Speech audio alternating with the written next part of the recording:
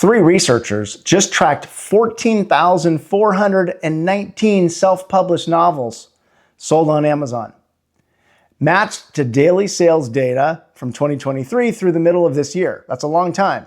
What they found should worry you even if you've never opened a Kindle.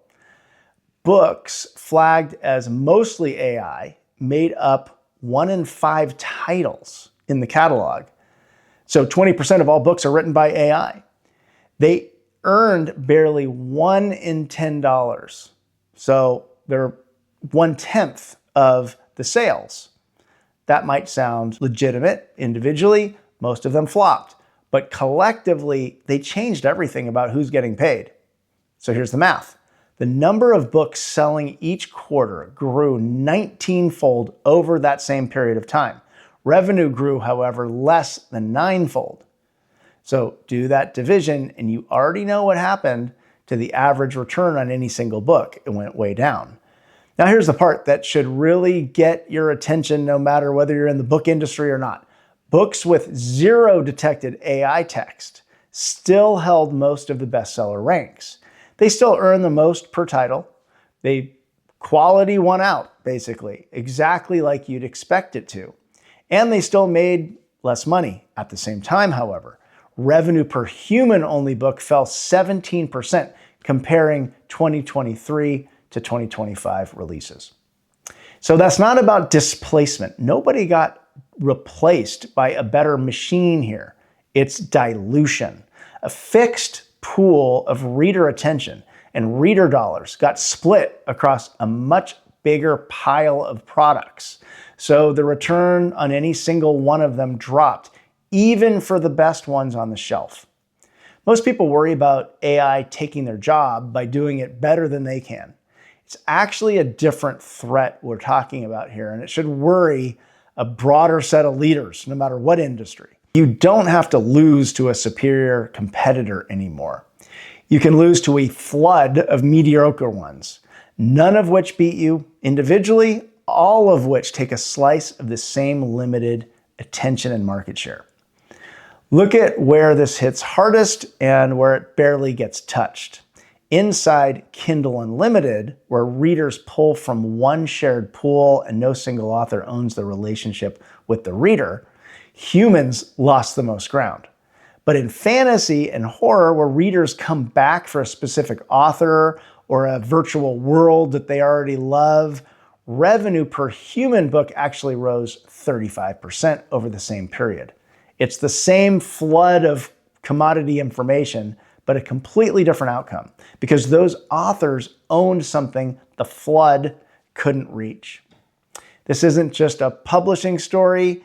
Deezer reports that more than half the tracks uploaded to it every single day are now fully AI-generated music. Those tracks pull in only 1 to 3% of streams, but uploads still peaked near 90,000 a day this summer. Deezer has a name for what's happening to working musicians. They call it payment dilution. It's the same mechanism, different industry. Same warning for anyone who sells through a shared platform. Amazon already felt this coming. Back in 2023, they capped self-publishers at 3 new titles a day, citing a flood of AI-generated books clogging the catalog.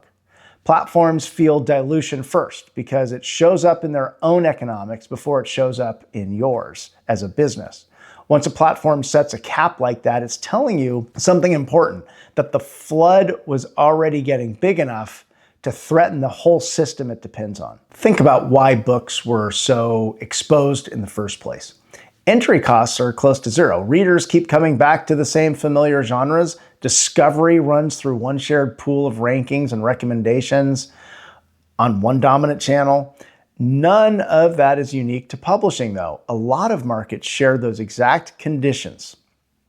Here's what I'd encourage you to do with all this. First, own your audience. Build a direct channel to the people you serve so your discovery doesn't run entirely through a shared pool that any competitor, human or AI, can flood it at will.